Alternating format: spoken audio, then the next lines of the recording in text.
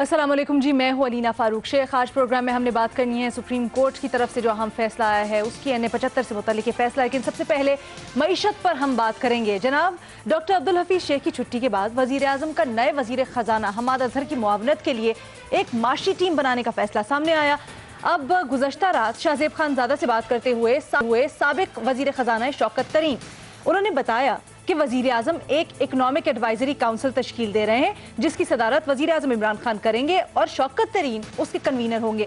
साथ साथ शौकत तरीन साहब ने हुकूमत पर बड़ी तनकीद की। जनाब 2.5 साल के दौरान जो कारकर्दगी रही है हुकूमत की, खासतौर पर माशी फील्ड में, उसको एक तरह से कहें चार्जशीट किया। उन्होंने कहा कि मईशत की कोई समत नहीं है, कुछ पता नहीं चल रहा कि हुकूमत ने करना क्या है। हुकूमत ने आते ही 13.25% शरह सूद और 165 रुपए का डॉलर करके मईशत का बेड़ा गर्क कर दिया। नुकसान करने वाले हुकूमती इदारों में 2.5 साल में कोई MDs तक तैनात ना हो सका। हुकूमत ने गलत इकदामात से सूद के सालाना बोझ में 1500 अरब का सालाना इजाफा किया जो आने वाले सालों में हमें भुगतना पड़ेगा। उन्होंने कहा कि हमें अपना घर ठीक करना पड़ेगा, प्राइवेट सेक्टर में लोग लाने के लिए नैब कवानीन में तब्दीली करना होगी। अब इस सारी सूरत हाल पर गुफ्तगू करेंगे जो एक चार्जशीट की है या जो 2-3 साल में प्रॉब्लम्स आई हैं, खासतौर पर मिसमैनेजमेंट से मुतल्लिक शौकत तरीन साहब ने निशानदही की है। सवाल इस पर हमारा बुनियादी कुछ यूँ है कि क्या शौकत तरीन का मौक़िफ़ दुरुस्त है, हाँ या नहीं के ऑप्शंस हैं। लेकिन जो कह रहे हैं शौकत तरीन साहब, उसको ज़रा हम बगौर उसका जायज़ा लेंगे और आगे क्या हो सकता है उस पर भी अपने तज्ज़ियाकारों का एनालिसिस। तज्ज़िये के लिए आज हमें ज्वाइन करें इरशाद भट्टी साहब, मज़हर अब्बास साहब, मुनीब फारूक साहब और महमूद सरफराज साहिबा हमारे साथ मौजूद हैं। भट्टी साहब, आपसे आगाज़ करना चाहूँगी क्योंकि कल भी हमने ये गुफ्तगू की, कमोबेश जो शौकत तरीन साहब ने बात की है वो आप कल भी इससे पहले भी बड़ी दफ़ा दोहरा चुके हैं। खासकर ये चीज़ कि जहाज़ के कप्तान को मजबूत होना पड़ेगा वरना कश्ती आगे नहीं बढ़ेगी। पता है, हमें इदराक है इस चीज़ का, लेकिन क्या समझते हैं इस कमेटी के क़याम से और फिर शौकत तरीन साहब के आने से कुछ फ़र्क पड़ेगा? सबसे पहले तो जी कौम को मुबारक हो कि एक नवा अरस्तू आ गया जी, एक नवा पहलवान आ गया, एक नवा गल्लां दा खटिया खान वाला, एक नवा उस्ताद। अच्छा। और ये नहीं है कि ये कोई नालायक लोग हैं, ये बड़े लायक लोग हैं, मगर अपने कारोबारों में हुकूमत में जब आते हैं तो तबाही फेर देते हैं। ये भी अल्हम्दुलिल्लाह पहले होके जा चुके हैं, इनिंग्स खेल के जा चुके हैं। अच्छा, खैर से ये भी नैब के मुल्ज़म है और नैब को ख़त्म करने के चक्कर में नैब कवानीन की तरमीम में। अच्छा, मज़े की बात सुने, ये सारी बातें अगर आप इनको दोबारा रिपीट करें और इमरान खान साहब की 22 साला बातें सुने तो वही बातें हैं। 22 साला स्ट्रगल के बाद मेरे 22वें वज़ीर आज़म इमरान खान ने 22वां IMF का प्रोग्राम लिया है, तो ये एंड रिजल्ट निकलता है। अच्छा, पहले IMF में जाने पर कन्फ्यूजन थी, IMF में मुज़ाकरात में गलती, शौकत तरीन साहब के आए, पहले IMF के जाने कन्फ्यूजन भी रही, फिर IMF से मुज़ाकरात में गलती, या IM से ये मुआहदा, या IM की हर शर्त मान लेना, हाथ पांव बंद जाना, अब निकल जाएं IMF से, या फिर मुज़ाकरात नरम शराइत पर, वरना महंगाई, बेरोज़गारी, गुर्बत, तबाही, शरह सूद और एक्सचेंज रेट्स में मईशत तबाह, मईशत बैठी, बेरोज़गारी में इजाफा, पहले अपना घर ठीक करें। ये बातें सारे कह रहे हैं, इसहाक डार, मिफ्ता इस्माइल, हफीज़ शेख, वकार मसूद, शौकत तरीन आगे। और यही बातें आप गली मोहल्ले बाजारों में चले जाएं, हर रेड़ी वाला भी कह रहा है कि ये हमें IMF का मुआहदा ले डूबा, IMF हमें तबाह कर रहा है। अच्छा, अब बात यह कि घर कैसे ठीक करें मैडम शेख। पहले तबाही फेर गए, बरूदी सुरंगें फैला गए, एनर्जी सेक्टर डाके, ज़रात माइनस में, इंडस्ट्री मरी मुक्की पई, import export, dollar stock exchange, मौत के कुएं में मोटरसाइकिल चलाना, नई रस्सी पर तनी हुई रस्सी पर चलना, अकलियत को छोड़कर कौम करप्ट, कौम के बड़े करप्ट, चोर बाजारी, 2 नंबरी, फ्रॉड, धोखे, करप्शन, लुटमार। अब हमने इसहाक डार, मिफ्ता इस्माइल भुगत लिया, हफीज शेख, वकार मसूद, रजा बाकर, असद उमर की कारकर्दगी आपके सामने। अब आ जाए शौकत तरीन घर को ठीक करने के लिए, कश्ती को पार लगा। ये सारी बातें हैं मैडम शेख, इनको आ लेने दें, इनको सीट पर बैठ लेने दें, इनको अपने नैब के मुकदमात ख़त्म करा लेने दें, इनको फिर से मईशत को सीधा करने दें। इनको लग पता जाएगा कि है क्या कि भाई आमदन कम, खर्चा ज़्यादा, टैक्स कोई देने को तैयार नहीं, हर इदारा खसारे में है। 18वीं तरमीम ने बेड़ा गर्क कर दिया वफाक सूबे बैलेंस का। ठीक है, इनकी यहां तक ठीक है, बातें सब भी करते हैं, बातों के सब भी धनी हैं। मसला तब पड़ता है जब कुछ करने का वक्त आए। ये चले हुए कारतूस है मैडम शेख, इनकी बातें सुनते जाएं, अच्छा। इंटरव्यू सुनते जाएं, भाषण सुनते जाएं, बेरोजगारी इलाज भाषण, महंगाई इलाज चले भाषण, हुए कारतूस मईशत है, खराब, इनकी इलाज बातें सुनते भाषण। जाएं। आपको लगता है कुछ भी नहीं, जब ये कुछ करके दिखाएंगे अमली तौर पर, कुछ भी नहीं करना, तो फिर बात करें। ना ना, करना ही नहीं है, अमली ठीक तौर है। पे ये सिफर है, आप कहते सिफर। करना ही नहीं है, बहुत अमली बड़े तौर पे सिफर कर ही है नहीं ये अमली सकते। तौर ये पर। मैं मजहर अब्बास साहब के पास लेके, ठीक है, मैं मजहर अब्बास साहब की तरफ लेके जाती हूँ। मजहर अब्बास साहब कहते हैं अपना घर ठीक करने की बात की है, जैसे भट्टी साहब ने भी अभी दोहराया, शौकत तरीन साहब ने भी कहा, ये बात हम पहले भी बड़ी दफा सुन चुके हैं।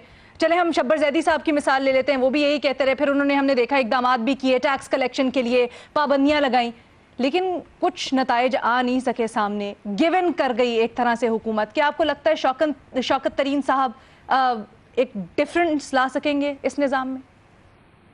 नहीं, बिल्कुल नहीं ला पाएंगे। उसकी बड़ी बुनियादी वजह यह है कि पहले तो वजीर आजम ये एडमिट करें कि या तो पीपल्स पार्टी की माली पॉलिसी दुरुस्त थी, इसीलिए ये दूसरे वजीर आएंगे या मशीर आएंगे जो भी है उनकी फाइनेंशियल टीम के, और अगर ये वो पॉलिसी गलत थी, उससे नुकसान हुआ, तो फिर ये आके यहाँ कैसे ठीक कर लेंगे। मुझे बुनियादी तौर पे कप्तान खुद कंफ्यूज रखते हैं, और जब कप्तान कंफ्यूज हो तो टीम परफॉर्म नहीं किया करती। ये टोटल कंफ्यूजन है। कैप्टन को परफॉर्म करना आ ही नहीं रहा, और वो मुसलसल तजुर्बात कर रहे हैं, और जब तजुर्बात मईशत पर होने लगे तो मईशत खड़ी नहीं होती, बैठ जाती है। और यही सूरत हाल नजर आ रही है कि वो एक तजुर्बा अब सिर्फ इसकी कमी रह गई है कि या तो इसहाक डार को वो वापस ले आए फाइनेंस मिनिस्टर, और या उस्मान बुज़दार को बना दें फाइनेंस मिनिस्टर। अब इस पर जाहिर है भट्टी साहब आसेंगे। इसके अलावा फौरन अपने कान खड़े कर लिए बुज़दार साहब के नाम पे। देखिए, अजीब और गरीब, मतलब जो बुरा भला कहा जाता है, PMLN की गवर्नमेंट ऐसी है, पीपल्स पार्टी की गवर्नमेंट ऐसी है, और उन्हीं के लोगों को लाके वजीर और मुशीर बना रहे हैं आप। तो अगर उन्होंने उस वक्त परफॉर्म नहीं किया तो अब कैसे परफॉर्म करेंगे? तो और अगर उन्होंने अच्छा परफॉर्म किया तो सर, लेकिन देखिए थोड़ा सा फर्क है ना, वजीर तो आपके हमाद अजहर होंगे, लेकिन ये साथ एक इकोनॉमिक एडवाइजरी टीम बनेगी जिसमें सबकी मुशावरत होगी, इसमें अपने कुछ अच्छे मुफीद मशवरे दे देंगे, जैसे अभी उन्होंने काफी दिए।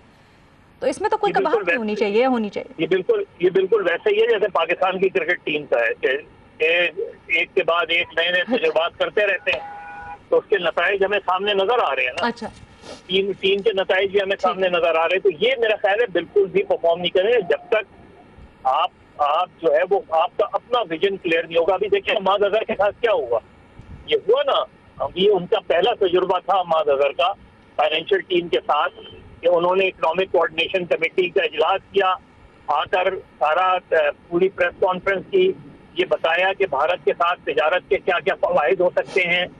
अब उन्हीं हमाद अजहर को मुश्किल पेश ही आ रही है कि वो काबीना के फैसलों का दिफा कैसे करें, जिसने ये मामला रिजेक्ट कर दिया। अब वो वजीर आजम जो कॉमर्स का जिनके पास जो है वो वज़ारत भी है, और अब वो ये जो इकोनॉमिक एडवाइजरी काउंसिल बन रही है उसके सरबराह भी वजीर आजम होंगे। तो जब एडवाइजरी काउंसिल कोई एडवाइस करेगी तो फिर काबीना उसको मुस्तरद कर देगी, तो वजीर आजम जो है वो फिर काबीना के फैसलों के साथ खड़े होंगे। तो मेरा ख्याल है कि गवर्नमेंट का सारा मसला कंफ्यूजन है, वो कम्प्लीटली कंफ्यूज नजर आती है, और जितने भी तजुर्बात हो रहे हैं बदकिस्मती से अब तक कोई कामयाब नहीं हो पा रहा। ठीक है, आज इस सिलसिले में मज़ा साहब एक इजलास भी हुआ आला सफात में, अभी सुन रही थी न्यूज़ पे बीपा दिया मोहित यूसुफ साहब ने, वो बता रहे थे कि किस तरह से काबीना ने फैसला किया उसूली तौर पे कि भारत से तिजारत नहीं होगी। लेकिन फिर बुनियादी सवाल वहीं का वहीं रहता है कि अगर ऐसा था तो फिर इकोनॉमिक एडवाइजरी काउंसिल से ऐलान क्यों हुआ, उस इकोनॉमिक एडवाइजरी काउंसिल से ख़ास तौर पर जिसमें इतने अहम मसला, जिसमें ज़ाहिरी बात है अब आपकी फॉरेन मिनिस्ट्री भी ऑन बोर्ड होगी, आपकी दीगर मिनिस्ट्रीज़ भी ऑन बोर्ड होंगी, और उसके बाद मुशावरत से फैसला होगा, तो ये कैसे बात आई और फिर रद्द कैसे होगी। खैर, इसके ऊपर हमने बड़ी तफसीलन भी गुफ्तगू की थी। एक छोटी सी ब्रेक लेंगे और शौकत तरीन साहब पर महमल और मुनीफ फारूक साहब क्या कहते हैं, एक ब्रेक के बाद जानिए।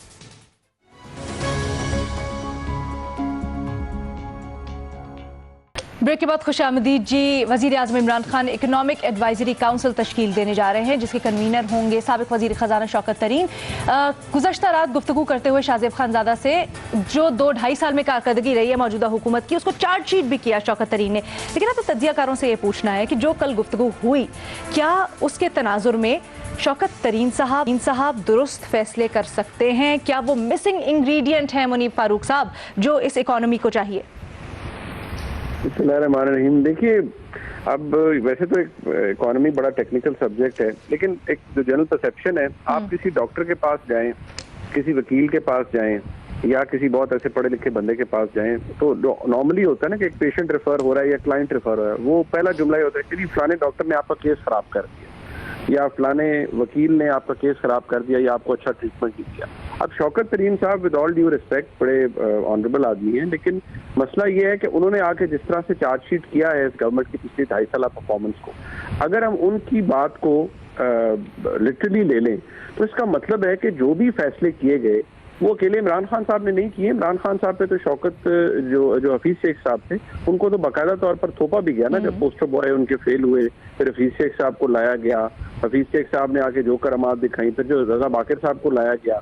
अब जो 2-3 चीजें उन्होंने गिनवाई करी, इंटरेस्ट रेट बड़ा गलत सेट किया, उससे बड़ा इकोनॉमी पे बोझ पड़ा, और उसके अलावा एक्सचेंज रेट को बड़े बुरे तरीके से कंट्रोल करने की कोशिश की, उससे इकोनॉमी को रगड़ा लगा, इसी की वजह से फिर बेरोजगारी भी बढ़ी। अब ये तमाम बातें ऐसी हैं जिनका 1 मिनट सोल्यूशन कोई भी नहीं है, ओवरनाइट सोल्यूशन कोई भी नहीं है। शौकत तरीन साहब भी बहुत माजरत के साथ कोई उनके हाथ में भी कोई जादू की छड़ी तो नहीं है, वो ये कैसे घुमाएंगे और कैसे सब कुछ दुरुस्त कर देंगे। एक कोविड स्ट्रिकन इकोनॉमी है हमारी, जिसको ऑलरेडी एक बहुत बड़ी हिट पड़ी है और वो पड़नी थी, बट अगर 2.5 साल के बाद अब वो आके ये कह रहे हैं कि गवर्नमेंट ने जो पहले 2.5 साल में किया है बेसिकली वो मुआशी तौर पर एक झक मारी है, तो इसका मतलब है कि फिर ये तो बड़े सीरियस कंसर्न्स हैं। और वो जो इकोनॉमिक टर्न अराउंड और हर साल ये साल बेहतरी का साल है, ये साल बेहतरी का साल है, कम से कम जो शौकत तरीन साहब की बातों से मुझे लगता है एज अ पाकिस्तानी कि ये रिवाइवल का साल तो मुझे बिल्कुल नहीं लगता। मुझे तो नहीं समझ आती कि फिर इसका टर्न अराउंड किस जगह पर जाकर आएगा। एंड माइंड यू कि ये जो इस वक्त as the day goes by, I mean we are heading towards the completion of 3rd year of this government. Once the 3 years are completed, तो ये तो एवरीबडी नोज के चौथे साल में आपने डिलीवर करना होता है कि ये हमने पिछले 3 सालों में ये हमने किया है, और 5वां जो साल है वो तो बेसिकली होता ही ये है कि you launch your own attacks, हाँ, you fight the other tracks, मतलब वो तो आपके अपना यही होता है, ले दे ही चल रही होती है। So I don't know frankly as a Pakistani I am concern कि जो उन्होंने आके कल चार्जशीट जिस तरह किया है, and I mean I cannot question him because वो अपने सब्जेक्ट को बहुत अच्छी तरह जानते हैं, but the way he has somehow criticized the government's performance पिछले 2.5 साल के अंदर, ये एक मुआशी तौर पर, तो मेरे लिए एज अ पाकिस्तानी तो कम से कम बहुत वरीसम बात है कि कोई पिछले जो 2.5 साल में हुआ है उसने तो फिर मतलब लुटिया ही दबो दी है हमारी। ठीक है, महमूद सरफराज साहिबा, जिस तरह से क्रिटिसाइज किया गया, लेकिन क्या आपको लगता है कि आगे वो स्ट्रॉन्ग लीडरशिप जो ज़रूरी है सख्त फैसले करने के लिए, अगर आपको डायरेक्शन अपनी सही करनी है, वो हो पाएंगे? देखिए अलीना, पहली चीज तो ये है कि जो शौकत तरीन साहब ने बात की वो बाय एंड लार्ज तो सही थी। उन्होंने बेसिकली ये कहा, उन्होंने ज्यादा जो चीज क्रिटिसाइज की है ना, वो उन्होंने पहले साल के फैसलों के असरात को क्रिटिसाइज किया। उन्होंने कहा कि पहले साल में आप IMF के पास देर से गए, सख्त शराइत, फिर जब गए तो फिर सख्त शराइत मान ली गई, फिर ये कि उसी जमाने में यानी कि गैस और बिजली के नर्क जिस तरह से बढ़े, डॉलर का रेट बहुत ज्यादा बढ़ गया, तो उसके असरात जो है वो अभी तक पाकिस्तान की मईशत जो है वो फेस कर रही है। और फिर उन्होंने जो रिसेंट चीजों में उन्होंने जिस चीज पे किया वो ये था कि अब एक कोविड की 3rd वेव आ रही है और ये भी बड़ी सख्त वेव है, तो इसके अंदर कैसे ये पॉसिबल होगा कि हम IMF की इन सख्त शराइत को माने और बिजली के नर्क या बाकी सारी जो चीजें हैं वो हम बढ़ा दें, और उसके बाद ये सारा का सारा अवाम कैसे बर्डन बर्दाश्त करेगी, क्योंकि कोविड की वजह से आपको पता ही है इकोनॉमी जो है वो पिछले 1-1.25 साल से बिल्कुल ही वो इस तरह से हुई, चल नहीं पा रही। तो फिर आवाम के ऊपर ये सब डालना, बेसिकली उनका कहना ये था कि ये सही नहीं है। हालांकि हालांकि एक तरफ ये है कि वो ये बताने की जरूर कोशिश कर रहे थे कि अभी जबकि पाकिस्तान की मैशत थोड़ी सी स्टेबिलिटी की तरफ जा रही है, आप देखें थोड़े से नंबर्स रेवेन्यूज वगैरह बेहतर हुए, तो लेकिन गोइंग फॉरवर्ड अगर हम ये शराइत मान लेते हैं थर्ड वेव के अंदर, तो फिर जो है फिर बहुत ज्यादा मुश्किलात का सामना होगा। फिर जिस तरह आप देखें ना, बिजली वाली चीज पे भी बात है, देखिए कैपेसिटी पेमेंट्स जो है वो वाकई जब बढ़ेंगी तो वो बहुत ज्यादा होगी जो ये प्लांट्स की वजह से। तो दो तीन चीजें करने की उसमें जरूरत है मेरे ख्याल में। एक तो ये है कि लाइन लॉसेस को कम करे, दूसरा जो है वो जो डिमांड बढ़ाए ताकि जो है नर्क थोड़े से कम और रिकवरी अपनी जो है वो बेहतर करे। तो शायद ये चीजें करें तो शायद इससे कुछ बेहतरी आ सकती है। बाकी तो ये है कि जिसको भी लगाएंगे, अभी तो खैर हमाद अजहर साहब वजीर खजाना है वो, और फिर जो भी उनकी इकोनॉमिक टीम होगी उनको ये सब चीजें I think will keep this in mind और फिर वो उसके मुताबिक ही आगे बढ़ेंगे। अच्छा मेमल, मुझे क्विकली एक चीज़ के ऊपर कमेंट कर दें। मज़हर अब्बास साहब ने कहा कि अगर वज़ीर आज़म पहले हफीज़ शेख को लगाया, उसके बाद शौकत तरीन को लेके आ रहे हैं, तो ये एतराफ़ करें कि जी पीपल्स पार्टी की माशी पॉलिसी दुरुस्त थी, अच्छी थी। तो वज़ीर आज़म तो पीपल्स पार्टी और नून लीग के दौर को तारीख तरीन दौर कह चुके हैं, और फिर उन्हीं के यूज लोग लेके आना। देखिए ना, ये बात तो या वज़ीर आज़म साहब खुद या पाकिस्तान तहरीक इंसाफ ही इसका जवाब दे सकती है कि वो काफ़ी चीज़ों के ऊपर इस तरह की कमेंट्स करते थे, लेकिन ये है कि हमने देखा था कि तब भी तब बिल्कुल डिफरेंट हालात थे। मैंने एक दफ़ा पहले भी इसके ऊपर बात कर चुकी हूँ कि तब टेररिज्म अपने पीक के ऊपर था, ग्लोबल रिसेशन आया हुआ था, बहुत सारी ऐसी चीज़ें थी कि जिसके अंदर वैसे उनकी इतनी माशी पॉलिसीज ओवरऑल इतनी बुरी नहीं थी, वो थोड़ा सा बेहतरी की तरफ लेकर गए थे पीपल्स पार्टी के दौर की बात करूँगा। तो इसलिए खैर ये तो जारी होता पीटीआई इसके हुकूमत का जवाब दे सकती। ठीक है जी, एक छोटी सी ब्रेक लेते हैं। जनाब, सुप्रीम कोर्ट ने NA-75 डस्का से मुतल्लिक PTI की दरख्वास्त को रद्द कर दिया है और इलेक्शन कमीशन ने जो हुक्म दिया था कि पूरे हल्के में इंतखाब होगा उसको बरकरार रखा है। इस पर मरियम नवाज ने रद्द अमल दिया है और उन्होंने कहा है कि जी ये उनके मौक़िफ़ की जीत है। डस्का के अवाम ने के वोट पर डाका डाला गया और सिर्फ री इलेक्शन से बात नहीं बनेगी, वारदातियों को वोट चोरी करने वालों को हिसाब देना होगा। नौशीन इफ्तिखार भी कुछ यही कहती हैं। इसी के ऊपर हमने तज्जिया लेना है कि जी ये जो कहा जा रहा है नून लीग की तरफ से खास तौर पे कि सुप्रीम कोर्ट का फैसला नून लीग के मौक़िफ़ की जीत है, तो क्या ये दुरुस्त है, हाँ या नहीं के ऑप्शन है हमारे एनालिस्ट के पास। महमद, देखिए अलीना, अगर सियासी तौर पे देखा जाए तो बिल्कुल उनके सियासी मौक़िफ़ की तो जीत ही है। वो तो यही कह रहे थे कि इधर रिगिंग हुई है और जिस तरीके से वैसे इलेक्शन कमीशन ने बताया भी, उन्होंने जो वो मोबाइल ट्रैक किए उनका जब डेटा, तो जो मिसिंग प्रिजाइडिंग ऑफिसर्स थे वो एक ही जगह से जो है 7 या 8 बजे के करीब जो है वो वहाँ से मिसिंग हुए, फिर वो एक ही जगह पर 10 बजे पहुँच जाते हैं और सुबह तक रहते हैं। तो ये तो काफ़ी ज़्यादा जो है एक बड़ी इंडाइटमेंट भी है वैसे देखा जाए। और देखिए एक और चीज़ ये है कि अभी सर्वेज भी आए हैं, गालिबन 3 सर्वेज आ चुके हैं जिसके अंदर अभी भी नून लीग जो है वो आगे है इसके अंदर, डस्का के अंदर। तो फिर ये इस हुकूमत के ऊपर बहुत बड़ी जिम्मेदारी आती है और लोकल एडमिनिस्ट्रेशन के ऊपर कि वो इस चीज़ का बिल्कुल जवाब दें कि क्या हुआ उन मिसिंग प्रिजाइडिंग ऑफिसर्स का। इलेक्शन कमीशन ने जो सारी बात की कि वहां पर कानून की धज्जियां उड़ाई गई, तो ये कानून की धज्जियां किसने उड़ाई, कौन थे इसके पीछे, ये वाकई नाम हमारे सामने आने चाहिए अलीना। वैसे भी तो आपको लगता है इस इन्वेस्टिगेशन को बिल्कुल ये लाना चाहिए कि जीत है तो नून लीग की सियासी मौक़िफ़। अच्छा, मैं इरशाद भट्टी साहब से पूछती हूँ, सियासी मौक़िफ़ की जीत है। इरशाद भट्टी साहब, क्या आपको लगता है कि पूरे हल्के में इंतखाब ना करवाने का, सिर्फ चंद पोलिंग स्टेशन पर इंतखाब करवाने पर इसरार करके PTI ने अपनी साख मुतासिर की है? मैडम शेख, ये साख नौशीन साहबा भी मुतासर कर चुकी हैं अपनी। उनकी पहली और दूसरी दरख्वास्त 13 और 23 हल्के थे, उन्होंने कहा यानी 23 पोलिंग स्टेशंस थे। 20 वो कह रही थी हमें बाकी सारा ठीक है, हाँ इन 23 पोलिंग स्टेशंस पर करवाया जाए, दोबारा करवाई जाए पोलिंग। तो ये अगर ये साख मुतासर PTI की हुई तो उससे तो ज़्यादा उनकी हुई। ये तो अगले दिन मरियम नवाज साहबा ने आके तकरीर फरमाई और कहा कि पूरा तो फिर वो ज़ाहिर है आका के पाँव में सबका पाँव सारे फिर गए। और यही सुप्रीम कोर्ट ने आखिरी समाअत पर ये सवाल उठाए थे कि आप तो थोड़े पे आपने तो 23 में पोलिंग स्टेशन पे कहा था करवाएं, और आपने तो बयान हल्फी बाद में जमा करवाया जिसमें कहा कि सारे पोलिंग स्टेशन पर हो। तो ये मैडम शेख साहब ये तो होता है। लेकिन जो बात है ना, वैसे मुस्लिम लीग जो हाउस ऑफ शरीफ या मुस्लिम लीग, ये बड़ी खुश नसीब रही है अदालतों के हवाले से, हमारे निज़ाम इंसाफ के हवाले से। ये हमेशा जीती है। इनको अदालतों में हमेशा इंसाफ मिला है। ठीक है, आप देख लें, कोई भी मुकदमा देख लें, सारे नवाज शरीफ साहब लंदन में है, मरियम साहब बाहर सियासत कर रही हैं, बाकी सारे देख लें, कितने मुकदमे थे और कहाँ गए, सब में इंसाफ मिला। और ऐसा इंसाफ मिला कि बेनज़ीर भुट्टो साहबा इस पर रश्क किया करती थी। अच्छा, दूसरी बात है कि इलेक्शन मैं आखिरी बात है कि मैं अभी तक अपने निज़ाम इंसाफ और इलेक्शन कमीशन से सेनेट के मज़हका खेज इंतखाबात पर एक्शन लेने के लिए मुंतज़िर हूँ कि उस पर भी कोई एक्शन ले लें खुदा के लिए। कैमरे निकले उधर से, सेनेट हाल से ऑडियो वीडियो आई, गिलानी साहब इसमें हाँ या नहीं का ऑप्शन नहीं लेंगे, लेकिन आप मुस्लिम लीग नून की टिकटें कैसे चली, सेनेट पर पैसे कैसे सारे खर्चे गए, इस पर भी आप सेनेट इंतखाबात से मुतल्लिक और उस वीडियो से मुतल्लिक तहकीकात का मुतालबा करें। मजहर अब्बास साहब।